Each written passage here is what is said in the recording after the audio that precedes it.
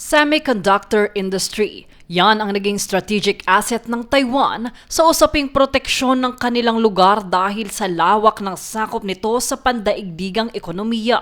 Tinuturing ang Taiwan Semiconductor Manufacturing Company o TSMC bilang pinakamalaking tagagawa ng microchips sa buong mundo. Ang semiconductor chips ang maliliit na piyesang nagpapatakbo sa cellphone, computer, sasakyan, appliances at maging sa mga modernong defense system.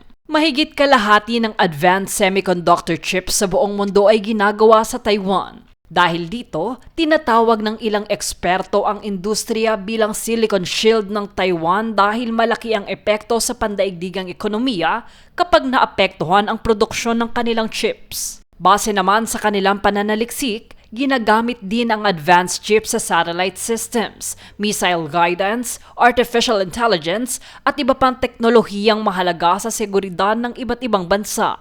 Dahil nakadepende rito ang maraming industriya sa buong mundo kabilang ang Estados Unidos at iba pang mga kaalyado nito, tinuturing na mahalagang bahagi ng katatagan ng rehiyon ang pagpapanatili ng kapayapaan sa Taiwan Strait. Batid ang kaugnayan nito sa Pilipinas dahil semiconductor at electronics ang bumubuo sa malaking bahagi ng export products ng bansa. Sa kasalukuyan, maraming mga Taiwanese company ang may operasyon sa Cavite, Laguna at iba pang industrial zone sa Pilipinas, kung saan ginagawa ang testing, assembly at packaging ng chips bago ito dalhin sa pandaigdigang merkado. Bukod pa riyan, mahigit 160,000 na overseas Filipino workers o OFW ang nasa Taiwan at karamihan sa kanila ay nagtatrabaho sa sektor ng electronics at semiconductor manufacturing. Sa ilalim naman ng ugnayan ng Taiwan at Pilipinas, patuloy na binibigyan ng oportunidad ang mga Pilipinong engineer at tech workers sa pamamagitan ng direct hiring programs,